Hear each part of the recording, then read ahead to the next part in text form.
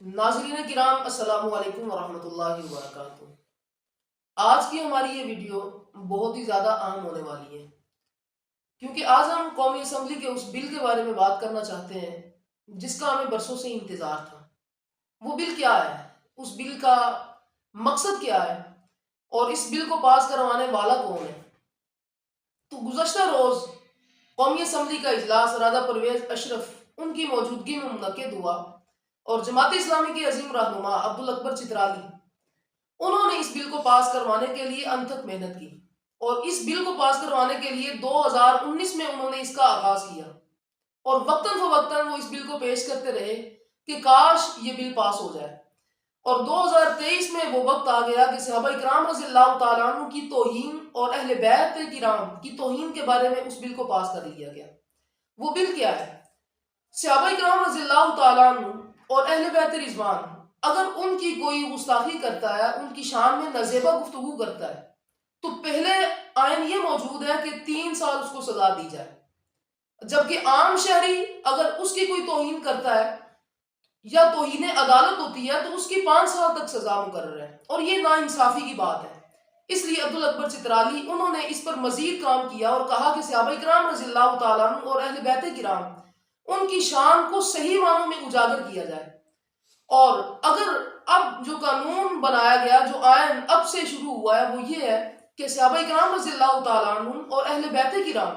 اگر ان کی شان میں کوئی نازیبہ الفاظ بولتا ہے، کوئی ان کی گستاخی کرتا ہے، تو اب ان کی سزا 10 سال مقرر کر دی گئی۔ جی ہاں، 10 سال ایک بھاری سزا ہے، اور ساتھ ہی ساتھ 10 لاکھ روپے جرمانہ بھی اس کے اوپر عائد کر دیا گیا، اور ساتھ میں یہ قانون بھی بنایا گیا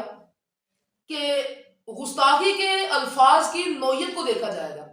کہ جتنے الفاظ سخت ہوں گے اسی لحاظ سے سزا میں بھی اضافہ کر دیا جائے گا۔ اگر کوئی صحابہ کرام رضی اللہ تعالیٰ عنہ کے بارے میں زیادہ غلط بات کرتا ہے، ان کے بارے میں نازیبہ الفاظ زیادہ بولتا ہے، اسی طرح صحابہ کرام کے بعد اہل بیت کی شان میں گستاخی کرتا ہے، اس آئین کو بھی بنا دیا گیا کہ پھر اس کو عمر قید کی سزا دی جائے گی۔ کیوں؟ کیونکہ صحابہ کرام رضی اللہ تعالیٰ عنہ اور اہل بیت کرام ان کی شان بہت بلند ہے۔ میرے اور آپ کے لجپال کریم آقا محمد الرسول اللہ صلی اللہ علیہ وآلہ وسلم نے ارشاد فرمایا کہ میں تم میں 2 باری چیزوں کو چھوڑ کر جا رہا ہوں، ایک قرآن پاک اور دوسری اہل بیت، میری اہل بیت۔ فرمایا کہ میری اہل بیت کے بارے میں اللہ رب العزت سے ڈر جانا۔ اگر تم نے میرے اہل بیت کے دامن کو مضبوطی سے تھامے رکھا تو تم یقیناً کامیاب ہو جاؤ گے۔ کیوں؟ حضور علیہ السلام کا یہ پاک فرمان بھی موجود ہے۔ حضور نے فرمایا میری اہل بیت کی مثال وہ کشتی نوح کی سی ہے، کہ کشتی نوح میں جس طرح لوگ سوار ہوئے، جو لوگ سوار ہوئے وہ بچ گئے، وہ محفوظ ہو گئے،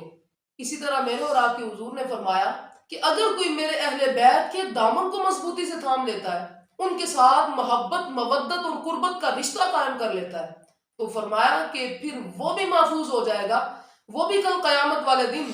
جنت میں محمد عربی اس کا انتظار کروں گا۔ اور اس طرح صحابہ کرام رضی اللہ تعالیٰ ان کی شان بھی وراء الورا ہے، کہ حضور علیہ السلام کے وہ صحابہ ہے کہ حضور علیہ السلام کو جنہوں نے ایمان کی حالت میں دیکھا ان کو صحابی کہا جاتا ہے۔ تو جو بھی شخص حضور علیہ السلام کے صحابہ یا اہل بیت کے بارے میں گستاخی کرے گا تو وہ لوگ اب سے ذرا ہوشیار ہو جائیں،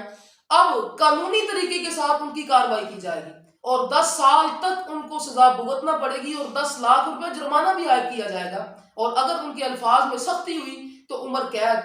ہم اللہ رب العزت سے اس بات کے دعا گو ہیں کہ اللہ رب العزت مزید اس طرح کے قوانین ہمارے حکمرانوں کے دلوں پر اس بات کا القاء کرے